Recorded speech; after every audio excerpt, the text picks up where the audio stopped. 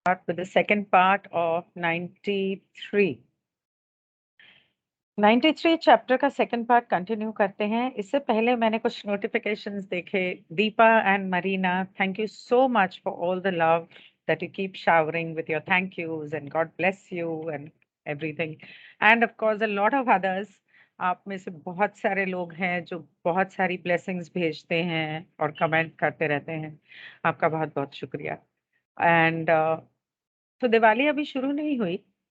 अ, हो सकता है कल परसों जब सेशन हो तो मैं आपको आके दिवाली विश करूं, लेकिन तब तक may you have a prosperous season, all of you.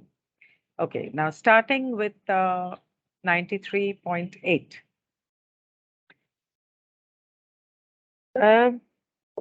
अरे मर गए, सॉरी, मैट्री।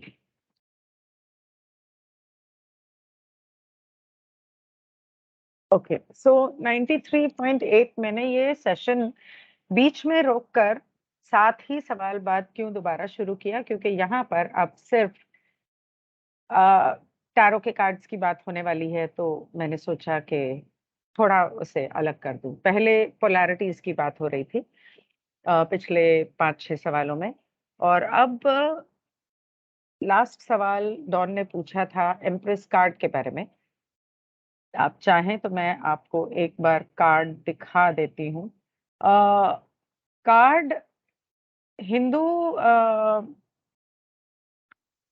सनातन धर्म के हिसाब से अगर देखा जाए तो ये लक्ष्मी होती है, और इसके अलावा कुछ कार्ड्स में इसे माँ काली दर्शाया गया है। मैं आपको ये इसलिए दिखा रही हूँ ताकि आपको थोड़ा सा समझ में आ जाए जब मैं आगे पढूं। हालांकि इजिप्शियन कार्ड्स तो अलग ही होते हैं, और ये है एम्प्रेस कार्ड जिसमें आमतौर पे पीछे खेत खलिहान होते हैं। ये कौन सा टैरो है? टैरो ऑफ एली है शायद। Very beautifully depicted. पानी हमेशा होता है, धान, धन धान्य, संपन्न, तो इसलिए धान हमेशा मिलेगा आपको। हमेशा दिन होता है।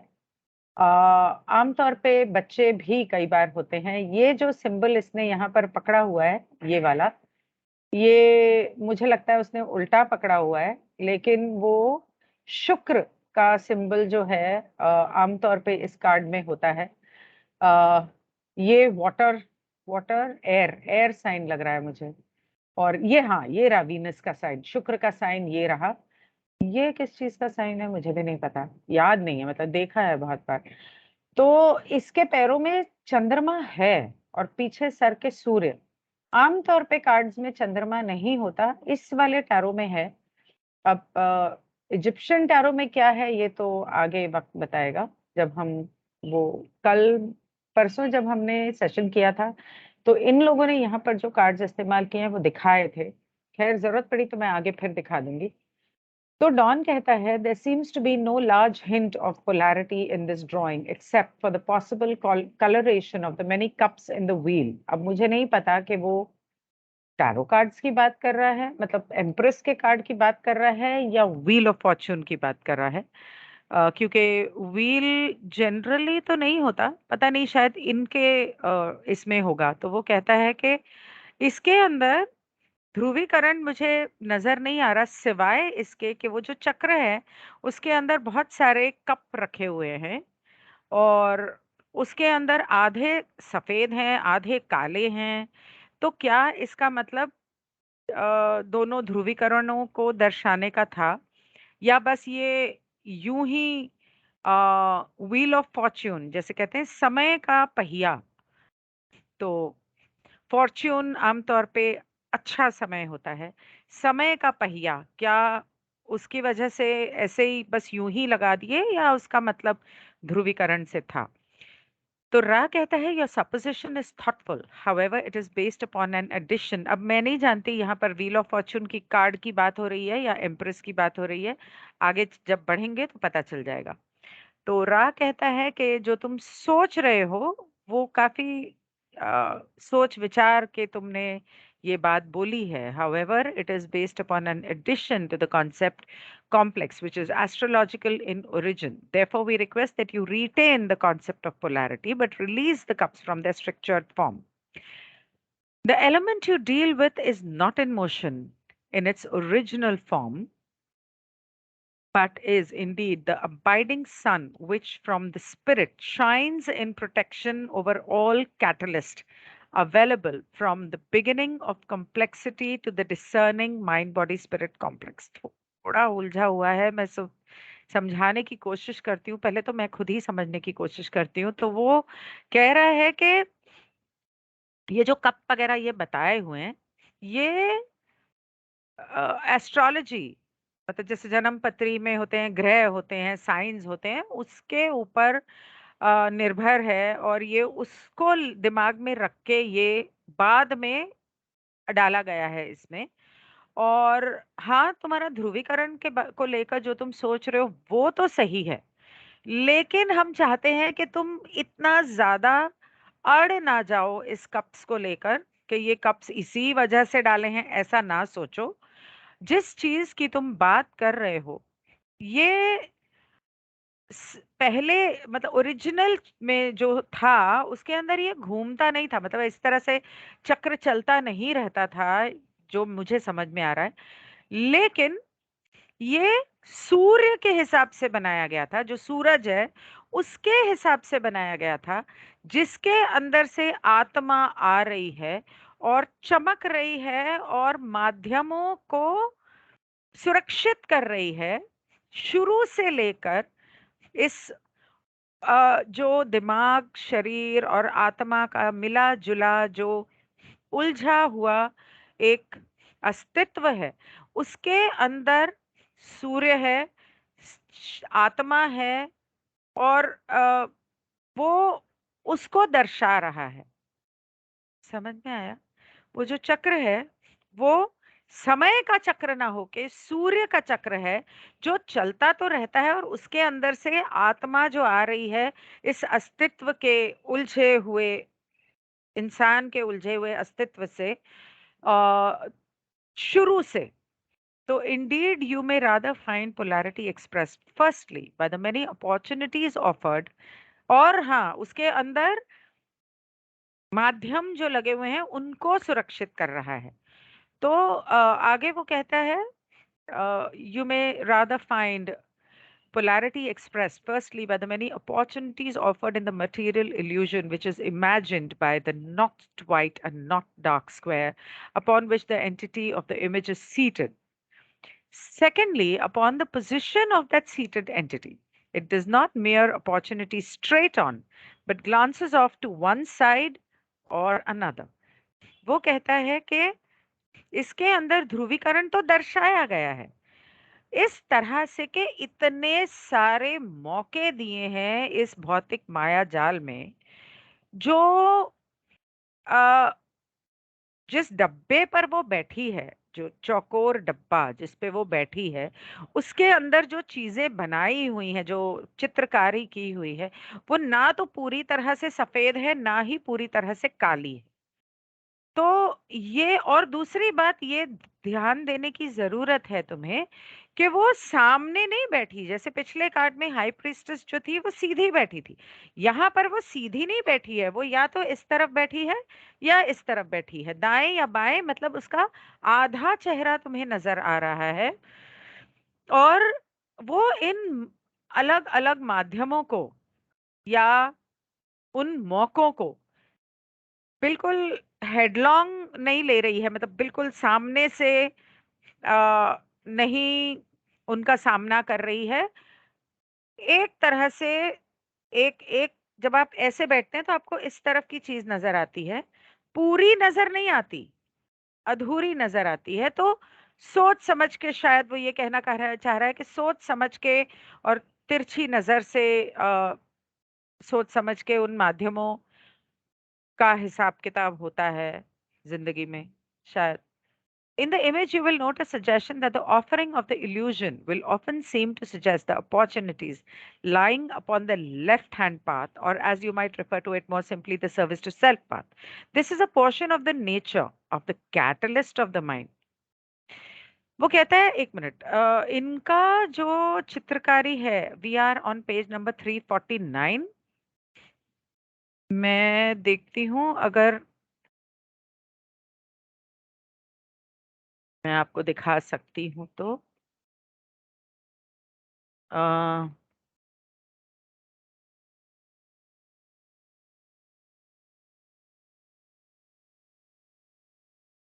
के अंदर स्क्रोलर नहीं है, नहीं तो मैं सीधा स्क्रोल करके नीचे चली जाती। परसों तो था, आज पता नहीं क्या हुआ।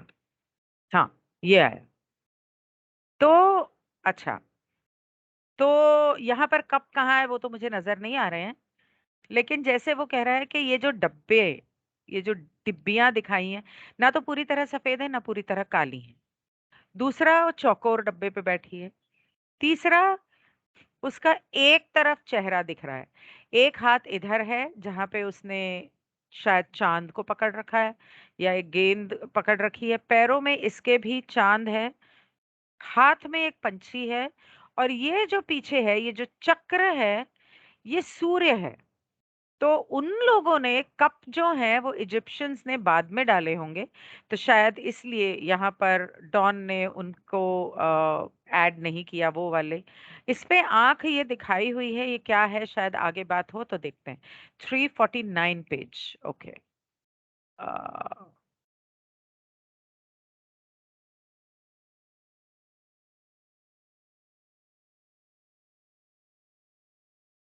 काफी लंबा सफर बाकी है। 349, 349, 95, 90। काफी लंबे लंबे चैप्टर्स लग रहे हैं। 349। Okay, we are here. तो वो कहता है यहाँ, हम्म, तो वो कहता है कि आप देखोगे कि ये जो माया जाल को दिखाया गया है, उसे जो मौके दिए हैं माध्यम के, उसे उल्टे हाथ को, दाया बाया, बाएं हाथ को दिखाया गया है। यूं समझ लो कि खुदगर्जी के रास्ते पर, और ये इस वजह से इसका जो स्वभाव है वो है दिमाग के माध्यम, ऐसा बोला गया है। तो फिर डॉन कहता है कि पैर जो हैं उस बंदी के, वो जमीन को नहीं टिके हुए, और जो to be on an unstable platform that is dark to the rear and light to the front. I'm guessing that possibly this indicates that the entity standing on this could sway in either direction towards the left or right hand path. Is this in any way correct? This is most perceptive, Ra says. So वो कहता है कि पता नहीं उस वाले card में तो नहीं था, पर यहाँ वो कह रहा है कि इसके जो औरत के पैर हैं वो किसी ऐसी डोलती हुई चीज के ऊपर रखे हुए हैं जो पीछे से काला है, आगे से सफेद है, और मुझे ऐसा लग रहा है कि ये उसको ये मौका दे रहा है कि तुम जब इस पर खड़े हो तो ये तुम्हारी फ्री विल पे आधारित है कि तुम चाहो तो पीछे की तरफ चले जाओ यानी कि लेफ्ट हैंड की तरफ, और चाहो तो राइट हैंड की तरफ चले जाओ मतलब कि सीधे हाथ की तरफ, मतलब सर्विस टू अदर्स की तरफ। तो क्या मैं सही सोच रहा हूँ? तो रा कहता है हाँ तुम सही सोच रहे हो। तो डॉन कहता है the bird I am guessing might be a messenger. उसके हाथ में जो पंछी है वो क्या कोई संदेशा देने वाला या मतलब पंछी है। The two parts depicted by the position of the wings hanging, bringing bringing catalyst which could be used to polarize on either path. Is this in any way correct? वो कहता है कि ये जो पंछी उसने पकड़ रखा है वो कोई संदेशा लाने वाला पंछी लग रहा है। जो उसके पंख हैं वो दो रास्ते बताते हैं और माध्यम को लेकर आते हैं, उस माध्यम को लेकर आते हैं जो आपको दोनों में से एक रास्ते पर शायद ले जाए, क्योंकि उसका एक पंख जो है पंछी का वो ऐसा है, दूसरा पंख ऐसा नीचे को है, एक फैला हुआ है एक नीचे को है। तो क्या मैं सही हूं? अगर आपको याद होगा, मैजिशियन जो जादूगर था उसका भी एक हाथ ऐसे था और एक हाथ ऐसे था। यहाँ पर भी पंछी का एक हाथ ऐसे है, एक हाथ ऐसे है। तो हर कार्ड में दोनों मौके दिए गए हैं कि तुम्हें अब भी मौका है, तुम्हें कौन से रास्ते पे चलना है, चुन लो।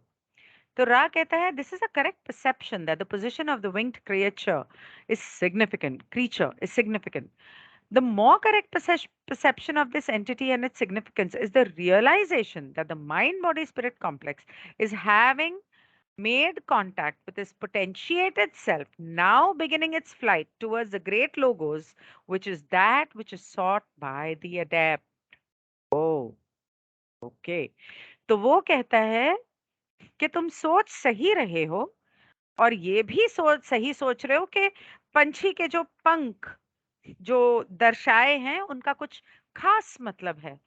तो उसका सही मतलब ये है कि ये जो इंसान इसमें दर्शाया गया है, अ, और उसका जो खासियत है वो ये है कि ये इस इंसान का अस्तित्व इसका अपने पोटेंशिएटेड सेल्फ, पोटेंशिएटर, वो जो चाबी देने वाला था ना, मतलब हाई प्रीस्टेस जो पहले वाले कार्ड में थी, उसके साथ इसका जुड़ाव हो गया है। उन दोनों की आपस में बातचीत हो गई है, उसने उसको चाबी भर दी है, और ये अब अपने लोगोस की तरफ, आध्यात्मिक उन्नति की तरफ बढ़ने लगा है या बढ़ना चाहता है। जो एक मेडिटेटर जो अपने मेडिटेशन में निपुण हो चुका है और वो समझ रहा है कि कौन सा रास्ता सही है, तो वो अब अपना वो सफर जारी करने वाला है, शुरू करने वाला है। तो इसलिए उस पंछी को ऐसे दिखाया गया है। समझ में आ गया ना? हाई प्रीस्टेस ने चाबी दे दी है, एम्प्रेस का उसके साथ कनेक्शन हो गया है, और उसको समझ में आ गया है कि मुझे अगर अपनी आध्यात्मिक उन्नति करनी है तो मुझे कौन से रास्ते पे जाना है, क्या करना है, ताकि मैं परफेक्ट हो सकूं और अपने लोगों से मिल सकूं। Further, the nature of the winged creature is echoed both by the female holding it and the symbol of the female upon which the figure's feet rest. Symbol of the female upon which, okay. That is, the nature of the catalyst is overwhelming of an unconscious coming from that which is not of the mind and which has no connection with the intellect, as you call it, which precedes or is concomitant with the catalytic action. तो वो कहता है, इससे आगे मैं ये कहूंगा कि इस पंछी का जो स्वभाव है, ये इसकी गूंज, इसका प्रतिबिंब उस औरत में भी है जिसने उसे पकड़ रखा है, और मादा की उस निशानी, वो जो चांद है नीचे, मादा की उस निशानी पे भी है जो पैरों के नीचे पड़ी है उस औरत के, जिसमें आ, माध्यम का स्वभाव बहुत ज्यादा उभर के आ रहा है, लेकिन ये माध्यम उसके अवचेतन मन से आ रहा है, तुम्हारे दिमाग से, सोच से नहीं आ रहा है, तुम्हारी बुद्धि से नहीं आ रहा है, तुम्हारी चेतन अवस्था से नहीं आ रहा है। ये आ रहा है तुम्हारे अवचेतन मन में, जिसने ये माध्यम लगाया। उस अवचेतन मन के लगाए हुए माध्यम की वजह से ये माध्यम इतना आंखों के सामने आ रहा है, माध्यम का स्वभाव, और उसकी वजह से ये पंछी, ये औरत, वो नीचे का चांद, वो एक तरह से तीनों एक ही हैं। तीनों में बहुत ज्यादा फर्क नहीं है, वो तीनों एक दूसरे को दर्शा रहे हैं, लेकिन उनका चेतन मन से और तुम्हारी दिमाग और बुद्धि से कोई लेना देना नहीं है। All uses of the catalyst by the mind are those consciously applied to catalyst. Without conscious intent, the use of catalyst is never processed through mentation, ideation, and imagination. Okay, तो कहता है माध्यम के जितने फायदे होते हैं, इस्तेमाल होते हैं, माध्यम के जितने इस्तेमाल करता है दिमाग, और चेतन अवस्था में All uses of the catalyst by the mind are those consciously applied to catalyst. आपकी चेतन अवस्था में आप जो कर्म कर रहे हो, जो सोच रहे हो, आपकी बुद्धि जिस तरह से काम कर रही है, उस हिसाब से आपका अवचेतन मन आपके माध्यम लगाता जाता है और आपके दिमाग को उन्हें इस्तेमाल करने के लिए कहता है। बिना चेतन अवस्था के जो आप इरादा करते हो इस माध्यम को इस्तेमाल करने का, ये कभी भी आपकी सोच, आपके आइडिया और आपके सपनों से नहीं आ रहा। मतलब आपको ये लग रहा है कि मैंने सोचा, मैंने मतलब चेतन अवस्था में मैंने सोचा, मेरा आइडिया था या मेरी सोच की उपज थी या मेरी इमेजिनेशन थी। आ, ये आपके अवचेतन मन का था, लेकिन अवचेतन मन कहीं ना कहीं आपके चेतन मन से जुड़ा हुआ है। लेकिन चेतन मन की वजह से अवचेतन मन ऐसा कर भी रहा है, नहीं भी कर रहा, और अवचेतन मन की वजह से आपका चेतन मन ऐसा कर रहा है और नहीं भी कर रहा। ये बहुत कॉम्प्लिकेटेड है, बहुत ज्यादा कॉम्प्लिकेटेड है। तो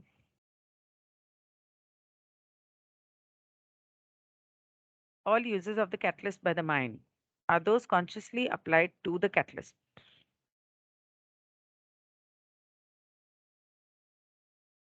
Without conscious intent, the use of catalyst is never processed through mentation, ideation and imagination. हाँ, सही कहा मैंने।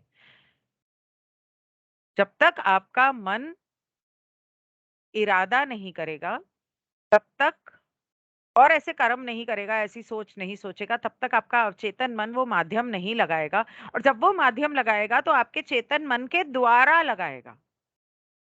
Right, now I got it right. I hope आपको समझ में आ गया, और नहीं समझ में आया तो प्लीज इसके नीचे कमेंट कर देना। I would like, if possible, an example of the activity we call catalyst of the mind in a particular individual undergoing this process. Would Ra give an example of that? Don कहता है, मैं चाहता हूं कि आप कोई उदाहरण दो किसी कर्म का या कुछ कार्य जो हो रहा है, उस दिमाग के माध्यम को लेकर अ, कोई इंसान जिसके साथ कुछ ऐसा हो रहा हो, उसका उदाहरण लेके आप मुझे क्या ऐसा कोई उदाहरण दे सकते हो? तो रा कहता है, all that assaults your senses is catalyst. We, in speaking to the support group through this instrument, offer catalyst. The configurations of in the group of body, each in the group of body offer catalyst through comfort, discomfort. In fact, all that is unprocessed that has come before the notice of the mind body spirit complex is catalyst. Oh, अरे बाप रे! तो वो कहता है, वो हर चीज जिसका तुम्हारे दिमाग पर हमला होता है, जैसे कि झटका लगता है, वो कहता है, अच्छा अच्छा ये, ओ अच्छा ऐसा, हम तुमसे जो कार्ला के माध्यम से बात कर रहे हैं, हम भी तुम्हें माध्यम दे रहे हैं, माध्यम कैटलिस्ट दे रहे हैं। क्या था कैटलिस्ट को, क्या बोला था पा ने? माध्यम तो दे रहे हैं। माध्यम ही था ना। Wait, let me just confirm if I am right और wrong. Catalyst meaning in Hindi, क्योंकि बोलते बोलते मैं कहीं ऐसा ना हो। हाँ, उत्प्रेरक। कैटलिस्ट का एक्चुअल मतलब है उत्प्रेरक, मुख्य स्रोत, आवेजक। सो वो सारी चीजें जो तुम्हारे दिमाग को हिला देती हैं, वो उत्प्रेरक हैं। हम तुमसे जो कार्ला के माध्यम से बात कर रहे हैं, हम तुम्हें उत्प्रेरक दे रहे हैं। तुम्हारे ग्रुप में जितने भी लोग हैं, शरीर हैं तुम लोगों के, तुम्हारा जो ग्रुप है, अ, तुम हर एक इंसान एक दूसरे को जब आराम देता है या आराम नहीं देता है, मतलब जिस चीज से तुम्हें परेशानी होती है, वो सब कुछ उत्प्रेरक है। In fact all that is unprocessed that has come before the notice of the mind body, यहाँ तक कि वो हर चीज जो तुम्हारे सामने इससे पहले नहीं आई, जिसे तुम नहीं समझ पाए, जो तुम्हारी समझ में नहीं आ रही, जिसको लेकर तुम्हें नहीं पता कि क्या करना है, इसको कैसे हैंडल करूं, ये मतलब ये क्या हो रहा है मेरे साथ, जो तुम्हें उलझन में डाल दे, वो सारी चीजें उत्प्रेरक हैं। माध्यम नहीं बोलूंगी अब मैं, पहले हम लोग इतने टाइम से माध्यम बोलते आए, लेकिन माध्यम नहीं है, वो उत्प्रेरक है। I don't know if both the things mean the same, then that's another story. Next question में डॉन पूछता है, then presently we receive catalyst of the mind as we are aware of Ra's communication, and we receive catalyst of the body as our body senses all of the inputs to the body, as I understand it. But could Ra then describe catalyst of the spirit, and are we at this time receiving that catalyst also? And if not, could Ra give an example of that? ठीक है, आपने दिमाग के उत्प्रेरक का समझाया, कि आप कार्ला के माध्यम से हमसे बात कर रहे हो, ठीक है, वो सब हमें समझ में आ गया। आपने हमारे शरीर का बताया कि हम जो कुछ भी एहसास करते हैं, किसी ने चुटकी भरी, आओ दर्द हुई, किसी ने बाल खींचे, दर्द हुई, वो सब समझ में आया। आप ठीक से नहीं बैठ पा रहे हैं, कमर दुख रही है, वो उत्प्रेरक है, हाँ, वो शारीरिक है, समझ में आ गया। लेकिन आत्मा के जो उत्प्रेरक हैं, क्या इस वक्त हम वो भी अनुभव कर रहे हैं? क्या वो भी हो रहा है हमारे साथ? क्या उसके बारे में थोड़ा समझाओगे? कोई अगर वो हमारे साथ हो रहा है तो हमें बताओ, या हमें उसका कोई उदाहरण दोगे आप? तो रा कहता है, catalyst being processed by the body is catalyst for the body. Catalyst being processed by the mind is catalyst for the mind. Catalyst being processed by the spirit is catalyst for the spirit. जो उत्प्रेरक शरीर का है वो सिर्फ शरीर का है, जो दिमाग का है वो सिर्फ दिमाग का है, लेकिन जो आत्मा का है वो सिर्फ आत्मा का है। An individual's mind body spirit complex may use any catalyst which comes before its notice, be it through the body and its senses, or through meditation, or through any other more highly developed source, and use this catalyst in its unique way to form an experience unique to it with its biases. वो कहते हैं एक इंसान, एक का अस्तित्व किसी भी माध्यम, किसी भी उत्प्रेरक का इस्तेमाल कर सकता है, जो उसके सामने सबसे पहले आता है, या उसे उस चीज का एहसास होता है कि ये मेरे लिए उत्प्रेरक है। मतलब जैसे एक आम इंसान को बोली ये तुम्हारे लिए उत्प्रेरक है, तो उसको नहीं समझ में आ रहा है वो उत्प्रेरक क्या होता है। तो मुसीबत, तुम्हारे सामने जो भी तकलीफ, दिक्कत, मुसीबत, परेशानी, उलझन कुछ भी आ गई, किसी भी तरीके की, चाहे वो शरीर की है, दिमाग की है, भावनाओं की है, आत्मा की है, वो किसी भी उत्प्रेरक का इस्तेमाल कर सकता है। चाहे वो शरीर के माध्यम से हो, तुम्हारे पांच जैसे आंखें, कान, जुबान, शरीर, किसी भी माध्यम से हो, दिमाग से हो, तुम्हें दिमाग में उलझन हो रही है, उस माध्यम से हो, या कोई बहुत ही उच्च स्तर पे कोई सोर्स, उच्च स्तरीय रास्ते से आ रहा हो, वहां से हो, कोई भी इस्तेमाल कर सकते हो। और हर उत्प्रेरक अपने आप में अलग होता है, और सबसे, और उसका अनुभव भी अपने आप में सबसे अलग होता है, बिना किसी झुकाव के, बिना किसी अलगाव के। तो आप ये नहीं कह सकते कि मुझे ये जो हुआ अनुभव और ये जो अनुभव हुआ, ये दोनों ही एक ही तरह से थे, इनका उत्प्रेरक भी एक था, इनका अनुभव भी एक था। नहीं, ऐसा नहीं होता, हर एक चीज अलग होती है। जैसे दो रिश्ते अलग होते हैं, उन दो रिश्तों में अनुभव अलग होते हैं। आप जिंदगी में पचासों बार प्यार कर सकते हो, लेकिन हर इंसान के साथ आपका वो प्यार, व्हेन आई से प्यार, वो परिवार से हो सकता है, माँ बाप, भाई बहन, बीवी, बच्चे, पति, पड़ोसी, दोस्त, प्रेमी, प्रेमिका, किसी से भी हो सकता है। आपके 10 प्रेमिका भी हों, 50 भी हों, तो उनके साथ आपका अनुभव अलग होगा। वो हर अलग अलग उत्प्रेरक लेकर आएंगे आपकी जिंदगी में। तो कोई भी एक जैसा नहीं होता, बहुत सारे होते भी हैं। इसका मतलब वो उत्प्रेरक आपकी जिंदगी में बार बार इसलिए आ रहा है, पैटर्न इसलिए फॉर्म हो रहा है क्योंकि आप समझ नहीं रहे हो। समझ नहीं रही थी मैं, अब समझ में आ गया मुझे। तो फिर डॉन पूछता है, would I be correct in saying that the archetype for the catalyst of the mind is the logos, अच्छा, model for its most efficient plan for the activity or use or action of the catalyst of the mind. तो Don कहता है, रा कहता है yes. तो वो कहता है कि क्या मैं सही हूं अगर मैं ये कहूं कि जो आर्किटाइप है दिमाग के उत्प्रेरक का, मतलब कि एम्प्रेस कार्ड, तीसरा कार्ड, ये लोगोस का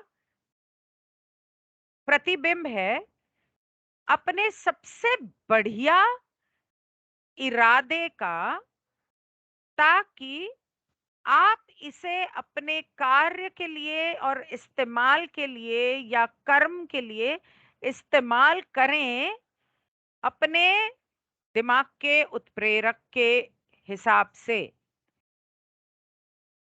मतलब सीधी भाषा में, भगवान ने, रचेता ने, सॉरी आई विल नॉट से भगवान, बार बार निकल जाता है मुंह से, रचेता ने अपना एक प्रतिबिंब की तरह एक निशान बना दिया, एक चित्र बना दिया कि ये मेरे जैसा है, तुम इसमें, ये मैं हूं, और ये मैं तुम्हें उत्प्रेरणा दे रहा हूं, उत्प्रेरक हूं, ताकि तुम अपना रास्ता चुनो।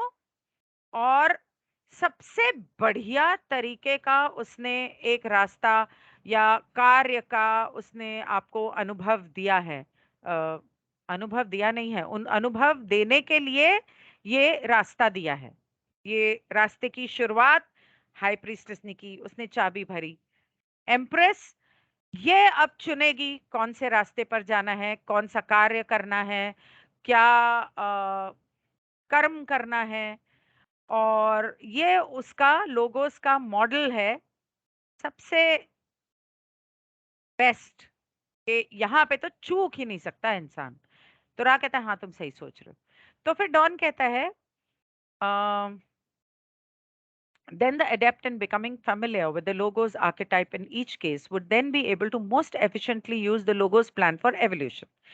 तो वो कहता है इसका मतलब जो एक इंसान मेडिटेशन करके परफेक्ट हो जाता है, अडेप्ट, तो उससे लोगोस के, मतलब रचेता के, या हमारे हिसाब से जो सूर्य है वो हमारा लोगोस है, सूर्य के लिए कोई और लोगोस होगा। तो लोगोस के ठेठ दिमाग का हर हिस्सा, उससे वो जान पहचान उसकी अच्छी हो जाती है, उसे ठीक से समझने लग जाता है, ताकि वो उसे ढंग से इस्तेमाल कर सके, ताकि लोगोस का जो हमारे लिए प्लान है आध्यात्मिक तौर पे उन्नति करने का, उस पे वो चल सके। क्या मैं सही हूं? मतलब के लोगोस ने ये कहा कि तुम ये आर्किटाइप को समझो और अपने लिए तय करो कि तुम्हें किस रास्ते पर किस तरह से चलना है, क्या करना है, क्या नहीं करना है। इसलिए वो मेडिटेशन कर करके जो परफेक्ट हो गया है वो समझदार हो जाता है इन्हें समझने के बाद, ताकि वो उसे ढंग से इस्तेमाल कर सके। तो रा कहता है, in the archetypical mind one has the resource of not specifically a plan for evolution, but rather a blueprint or architecture of the nature of evolution. This may seem like a small distinction, but it has the significance in perceiving more clearly the use of this resource of the deep mind. वो कहता है कि आर्केटिपिकल mind, ठेठ दिमाग जो है, इसका इसका जो इससे जो उभरता है वो कोई ऐसा नहीं है कि खास भगवान ने तुम्हारे लिए एक प्लान बना दिया है कि हाँ तुम अब ऐसे करो, ऐसे करो, ऐसे करो अपना आध्यात्मिक उन्नति के लिए। नहीं नहीं, ऐसा नहीं है। उसने एक ब्लूप्रिंट बनाया है, उसने रास्ता बना नहीं दिया है, एक मैप बना के दिया है तुम्हें, या एक ब्लूप्रिंट या आर्किटेक्चर के जरा लाइट जला देना प्लीज, के आध्यात्मिक उन्नति के रास्ते पे तुम किस तरह से चल सकते हो, ये ऐसा उसने एक नक्शा बनाया है। तो इन दोनों बातों में बहुत कम अंतर है, लेकिन ये बहुत जरूरी है ये समझने में, ताकि तुम अपने डीप माइंड, अपने रूट ऑफ द माइंड से इसे ठीक से समझ सको और इस्तेमाल कर सको। बहुत कम अंतर है दोनों बातों में। एक तो उसने प्लान बनाया, मतलब टीचर जो होती है वो स्टूडेंट्स के लिए प्लान बनाती है। ठीक है, आज तुम्हारा टाइम टेबल ये है, फर्स्ट पीरियड मैथ्स का होगा, सेकंड पीरियड हिस्ट्री का होगा, थर्ड पीरियड लिटरेचर का होगा, फोर्थ पीरियड पीटी का होगा, उसके बाद लंच ब्रेक होगा। ये प्लान है।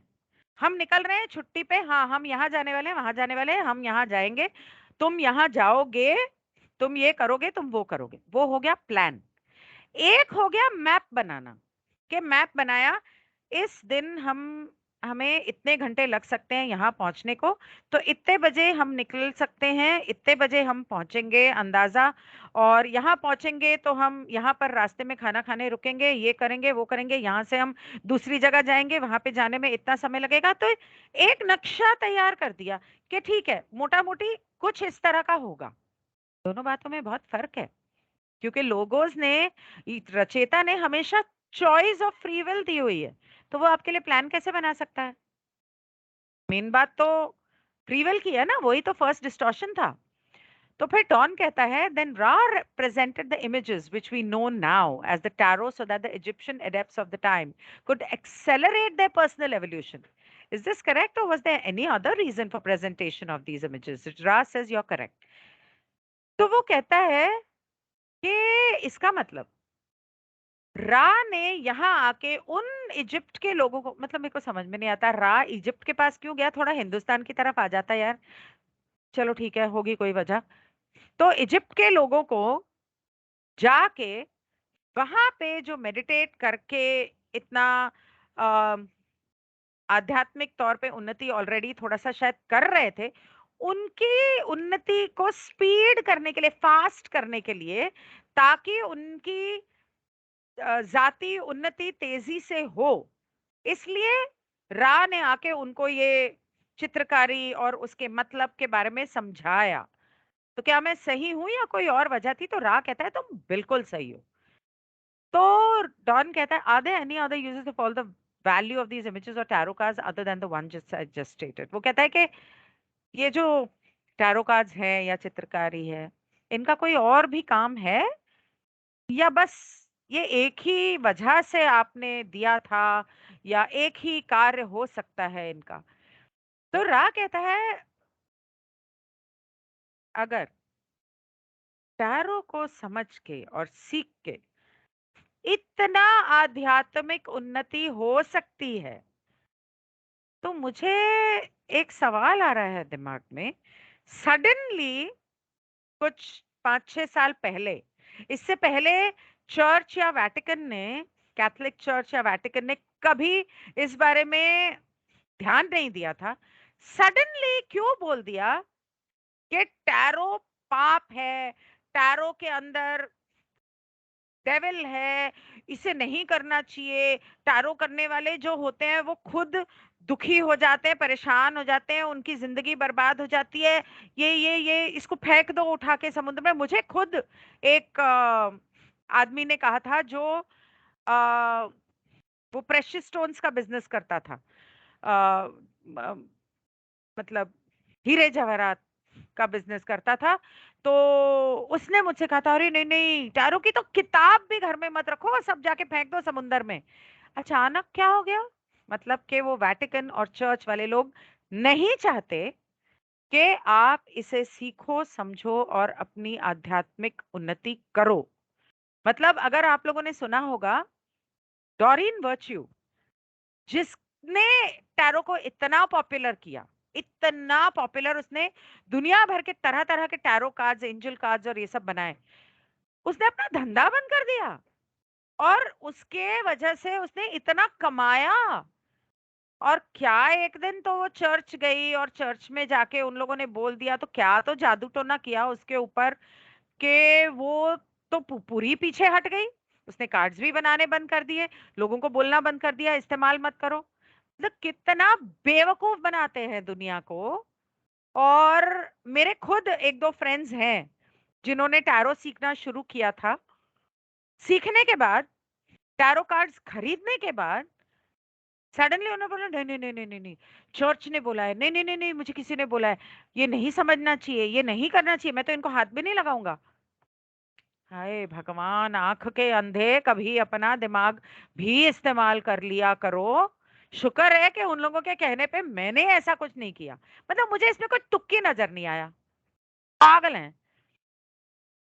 तो रा कहता है वो छात्र जो ये टैरो की चित्रकारी को समझना चाहता है, समझता है, वो इससे बहुत कुछ सीख सकता है अपनी आध्यात्मिक उन्नति के रास्ते पर, के पथ पर। और किसी मतलब ऐरे गहरे इंसान के लिए जिसको ये सब चीजें समझ में नहीं आती हैं, उनके लिए तो ये कचरा है, कुछ भी नहीं है। चित्रकारी है, हाँ सुंदर है, ठीक है। मतलब कार्ड्स वार्ड्स खेलते हैं, चलो तीन पत्ती खेलते हैं, रम्मी खेलते हैं, उनके लिए तो वही है। तो जो इंसान टैरो को सीखना चाहता है या सिखाना चाहता है अपने आध्यात्मिक उन्नति के पथ पर, उनके लिए ये बहुत महत्वपूर्ण है और बहुत उनका फायदा होता है। वो सीख सकते हैं, उनको उनके काम आ सकता है। तो डॉन कहता है मेरा एक क्लास मेरी फिलहाल चल रही है, उसके 4 सेशंस अभी बाकी हैं, 5 सेशंस। उसके बाद अगले महीने दिसंबर से शायद मैं नेक्स्ट सेशन शुरू करूंगी। अगर आप में से कोई भी टैरो सीखना चाहे, अभी से रजिस्टर कर दो। लास्ट मिनट ऐसा ना हो, क्योंकि मुझे अभी रिसेंटली 2 स्टूडेंट्स मिले जिन्होंने कहा अरे हमें सीखना था। भाई आप तो लेट हो गए, मेरे ऑलरेडी 3 सेशन हो गए, बीच में से शुरू करके फायदा नहीं। तो अभी से रजिस्टर कर दो। Let me tell you very clearly, मेरे वेबसाइट पे जाओ ginianeja.com। वहां पर सारे डिटेल्स में टैरो क्लास के बारे में, न्यूमरोलॉजी क्लास के बारे में, एंजल क्लासेस के बारे में सारे डिटेल्स आपको मिल जाएंगे। मेरे को सिर्फ आपने व्हाट्सएप करना है, मैं उसे टैग करके लेबल करके रख दूंगी कि हाँ इस शख्स को टैरो सीखना है, और जब क्लास शुरू होने वाली होगी मैं आपको कॉल कर लूंगी। Okay, let's move ahead. Don कहता है आई वाज, ये मत सोचना कि इसके अंदर आप लोगों ने जितना सीख लिया उससे हो गया। टैरो इससे बहुत ज्यादा है। Let me tell you that. I was specifically thinking of the fact that Ra, in an earlier session, spoke of the tarot as a system of divination. Could you tell me what you mean by that? Uh, Don कहता है मैं खास करके इस चीज के बारे में सोच रहा था कि पहले एक बार एक सेशन में आपने बोला था कि टैरो से हम अगला पिछला देख सकते हैं। डिविनेशन मतलब जैसे एस्ट्रोलॉजी, न्यूमरोलॉजी डिविनेशन टूल्स हैं, मोडालिटीज हैं। मतलब उससे आप देख सकते हो कि आपकी किस्मत में ईश्वर ने क्या लिखा हुआ है। तो पहले तो आपने ऐसा बोला था, तो आपने ऐसा तब क्यों बोला था, इसका मतलब क्या है, मुझे जरा समझाओ तो रा कहता है due to the influence of the Chaldees, the system of archetypical images was incorporated by the priests of that period into a system of astrologically based study, learning, and divination. This was not a purpose for which Ra developed tarot. तो Ra कहता है मैंने इस चीज के लिए tarot नहीं बनाया था। हम लोगों ने, मतलब मैंने, मतलब हम लोगों ने इस चीज के लिए टैरो नहीं बनाया था। लेकिन वो जो कैल्डियन लोग थे, जूस ज्यूज जो थे, कैल्डियन कल्चर, कबाला कल्चर वो फॉलो करने वाले वो लोग, उन लोगों ने अपना सिस्टम इनके अंदर इन चित्रकारी में डाला। साथ में एस्ट्रोलॉजी की स्टडी उसके भी निशान डाले, और उसे एस्ट्रोलॉजी सीखने का या किस्मत बताने का या गाइडेंस देने का एक जरिया बनाया। हमने नहीं किया ये सब। तो डॉन कहता है the third card also shows the wand. I am assuming it is in the right hand, a ball at the top being the round magical shape. अगर आप देखोगे, मैं आपको दिखाती हूँ। अच्छा, ये तो है काली की। नहीं, ये नहीं। ये जो आम तौर पे आजकल एम्प्रेस की जितने भी कार्ड्स मिलेंगे, उसके हाथों में आपको एक ऐसा डंडा मिलेगा, डंडे के ऊपर एक गोला हमेशा रखा हुआ मिलेगा। तो वो कहता है कि ये जो उसके हाथ में डंडा है, मैं सोच रहा हूँ कि डंडा ही है जैसा जादूगर के हाथ में था।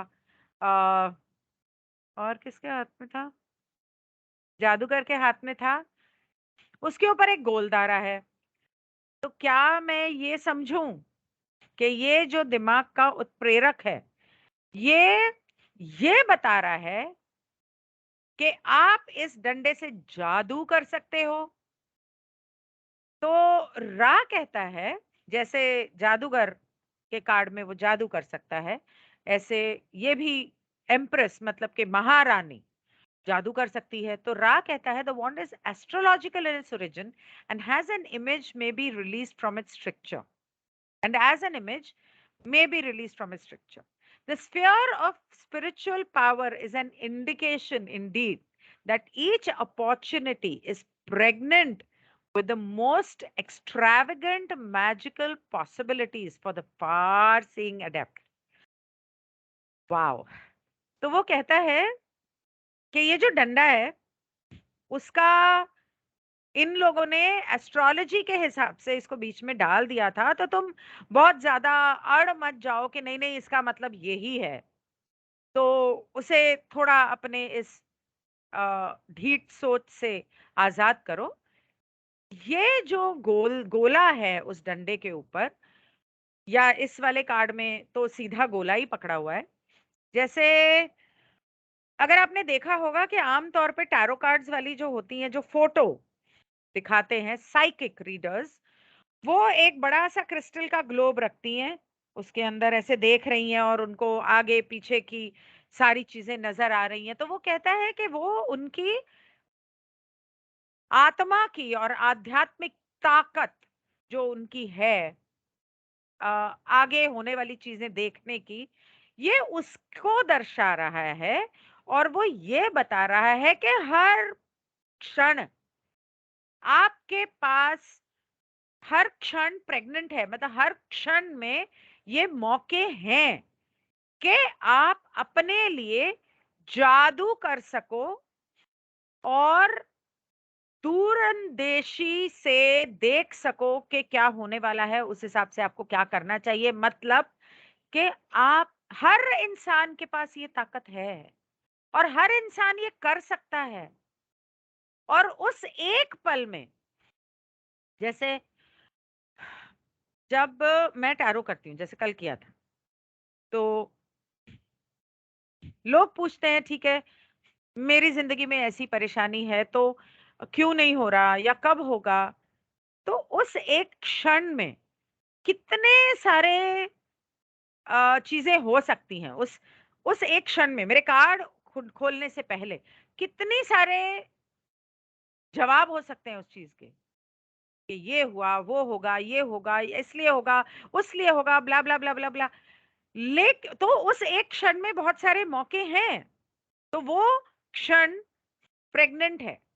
वहाँ से कुछ निकलने वाला है, कुछ आने वाला है, कुछ उजागर होने वाला है। बहुत सारे जादुई चीज़ें मुमकिन हो सकती हैं उस इंसान के लिए जो दूरंदेश है, जिसे दूरदर्शिता आती है या अपने कार्ड्स में देख सकता है या क्रिस्टल्स में देख सकता है। इसीलिए क्रिस्टल को गोल बनाकर रखा जाता है। मेरे पास भी हैं 2-3 गोल बनाकर रखा जाता है, क्योंकि गोल जो होता है स्फीयर, एक तो वो धरती को दर्शाता है, दूसरा सर्कल जो होता है एक गोला, वो कभी खत्म नहीं होता, उसका ना कोई शुरुआत है ना कोई अंत है। पैरेलल पॉसिबिलिटीज हैं, पैरेलल यूनिवर्सेस हैं, तो कहीं कोई अंत नहीं है, कोई शुरुआत नहीं है, कोई एक मुमकिन चीज नहीं है, बहुत सारी हैं। अगर एक कार्ड आप उठा लो, उस एक कार्ड के हजारों मतलब हो सकते हैं, हजारों। आपकी इंट्यूशन, आपका दिमाग अगर दूर देख सकता है तो आपको वो बताएगा, मतलब आपका दिमाग यानी बुद्धि नहीं, आपकी ये वाली बुद्धि, अवचेतन मन की बुद्धि, पीछे वाले रूट ऑफ द माइंड की बुद्धि आपकी दूरंदेश की काबिलियत बताएगी कि इसका सही मतलब यहां पर क्या है। फिर वो कहता है, would the fact that the clothing of the entity is transparent indicate the semi permeability of the veil for the mental catalytic process? We must again pause. Okay, तो डॉन पूछता है कि इसके कपड़े ना पारदर्शी हैं, नजर आ रहा है सामने के उसने क्या कपड़ा जो पहना है उसमें से उसका अंग दिख रहा है काफी हद तक। तो क्या इसका मतलब ये है कि अब इस कार्ड में जो रचेता ने पर्दा लगाया था दिमाग में, वो कुछ हद तक ये भेज चुकी है। तो रा कहता है कि थोड़ा रुकना पड़ेगा, कार्ला को फिर कोई परेशानी हो रही है, और अभी बताते हैं, उसको कुछ दर्द हो रहा है। तो मैं भी यहाँ पर रुकती हूँ, इस सेशन को यहाँ पर खत्म करती हूँ, बाकी के सेशन मैं कल करूंगी। तब तक के लिए अलविदा, शब खैर, take care, love you. Oh I forgot to share the screen, बेड़ा गर्क। I'm so sorry. I'm very sorry. ठीक है, bear with my face till then. Thank you. Bye. I hope आपको समझ में आ गया, नहीं समझ में आया तो कमेंट कर देना। Bye.